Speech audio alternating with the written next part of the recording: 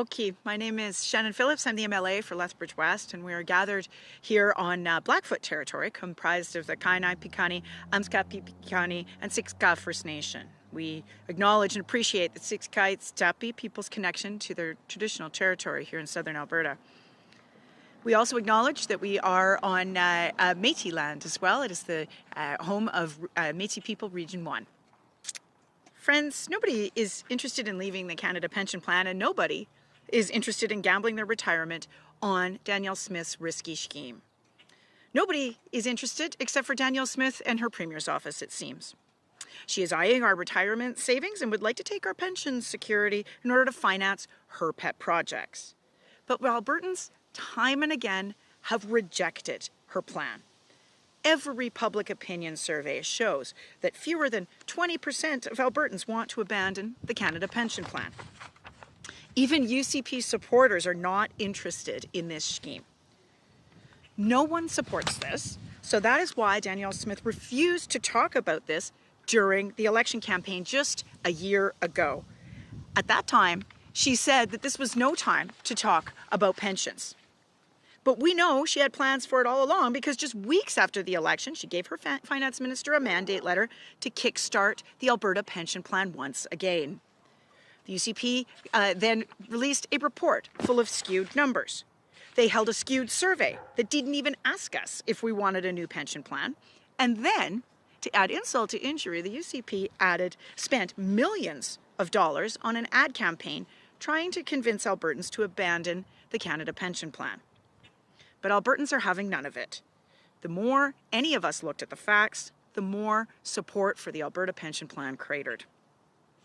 We as NDP MLAs received thousands of letters and emails and were regularly stalked by Albertans who ranged from panicked to incensed at the prospect of losing a major pillar of their retirement plan.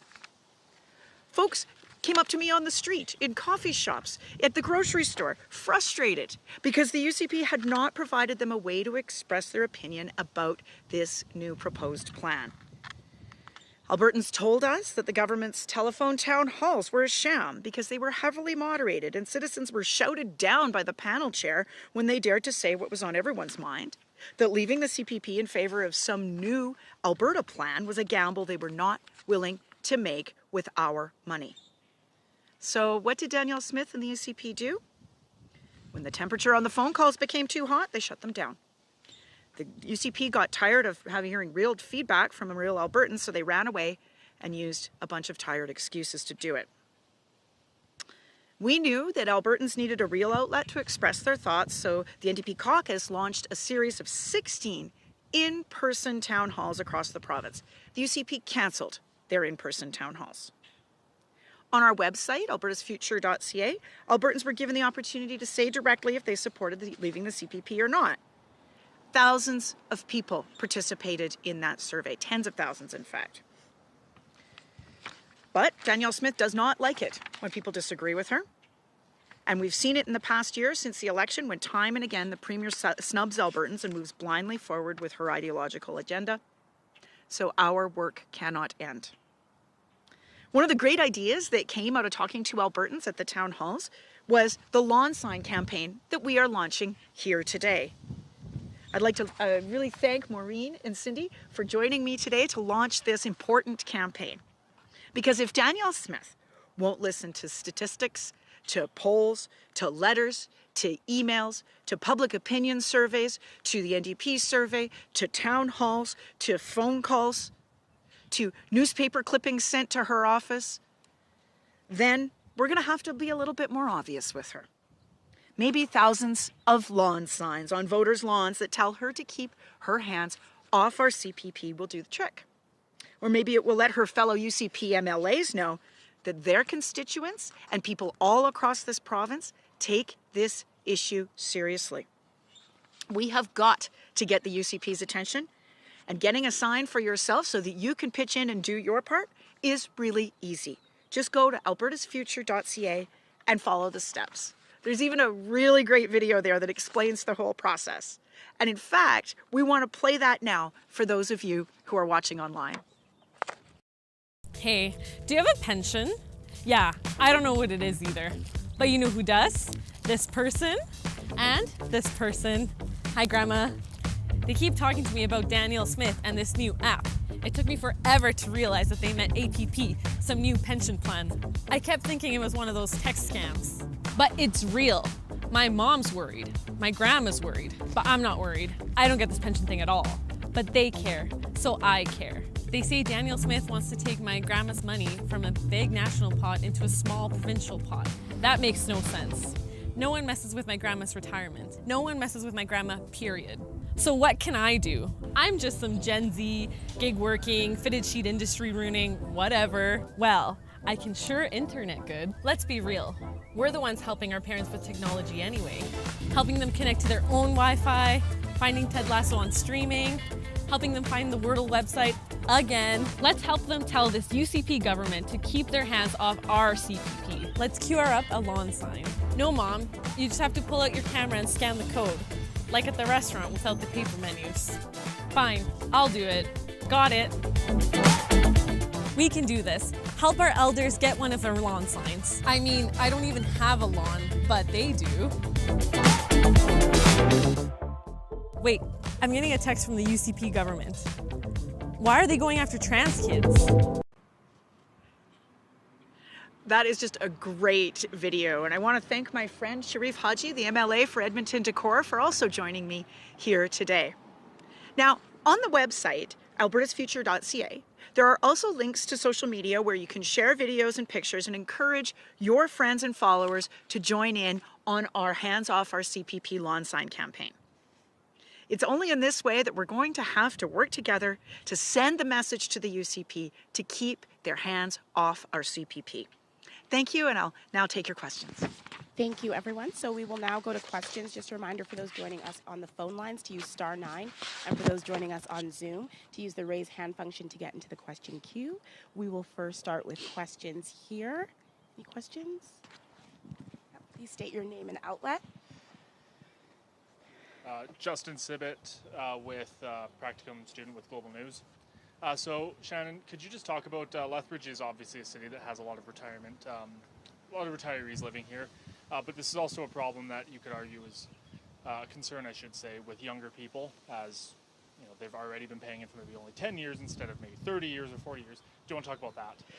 Sure. You know, I've heard from people from all walks of life here in Lethbridge and across the province. And in fact, I've received in my constituency office alone something on the order of between 4,000 and 5,000 emails. I have tabled many of them in the legislature. I have been stopped in coffee shops. I have been stopped at the grocery store or out walking my dog. Folks are really concerned about this. And it cuts across age ranges. Certainly, younger people are just maybe sometimes being introduced to the fact that they do have this great a piece of their retirement security in the CPP, that it is invested for the long term. It is the most stable part of their retirement savings. Folks who are closer to retirement, they know that because they've been working with their retirement planning. They've been looking at what they've got in order to have a secure nest egg, and they know that the CPP is a really big foundation of their retirement, and they don't want it messed with. And that is why we, as all Albertans, need to work together to keep moving this issue forward. Danielle Smith and the UCP haven't gotten the message yet. They are committed to moving forward with a referendum where they are going to put their thumb on the scale in terms of the campaign, the question. They've opened up the floodgates for dark money to go into this referendum next year. It is a real risk to Albertans' economic security at a time when we have an affordability crisis and money is really on people's minds. Any follow-up?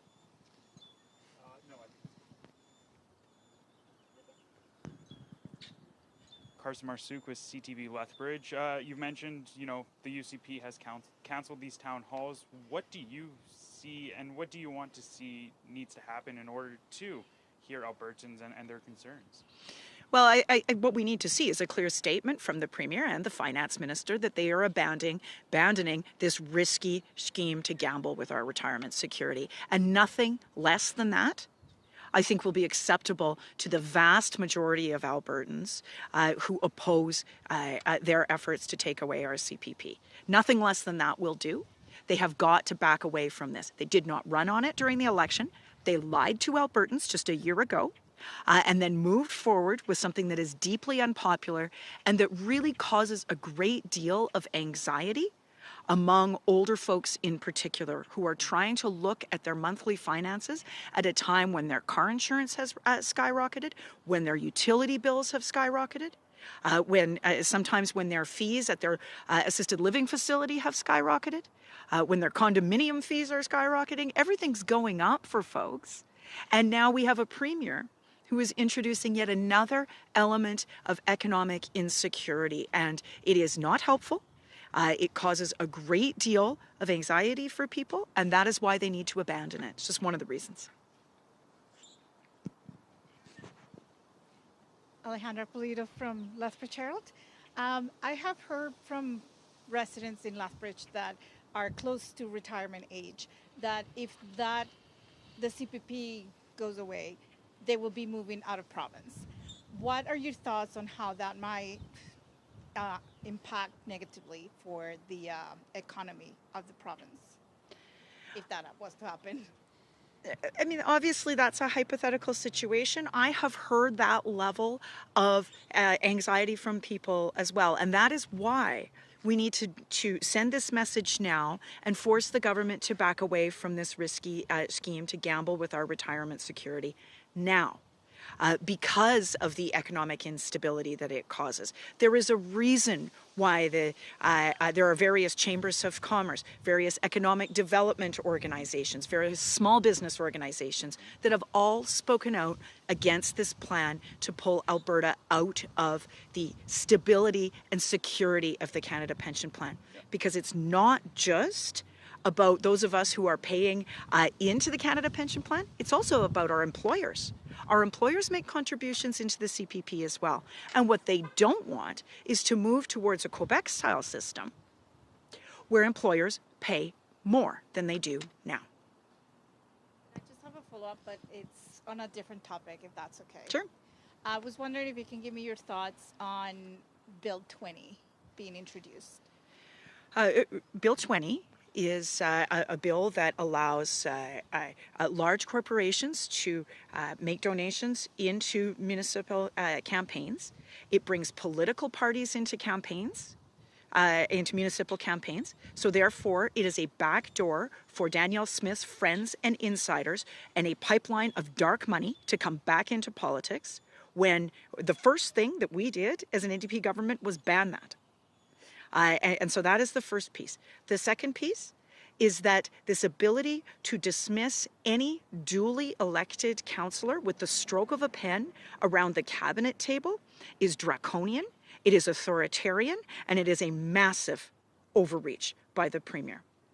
Number three, the introduction of political parties into the municipal process, in addition to being a way to funnel dark money from Danielle Smith's friends and insiders into the political process, is also something she did not run on and is widely opposed by ordinary citizens, by municipalities, and by pretty well everyone in between. No one asked for this. What people are asking for is action on affordability, economic diversification, the cost of living, protecting our pensions, and repairing the damage that 5 years of the UCP have done to our healthcare system.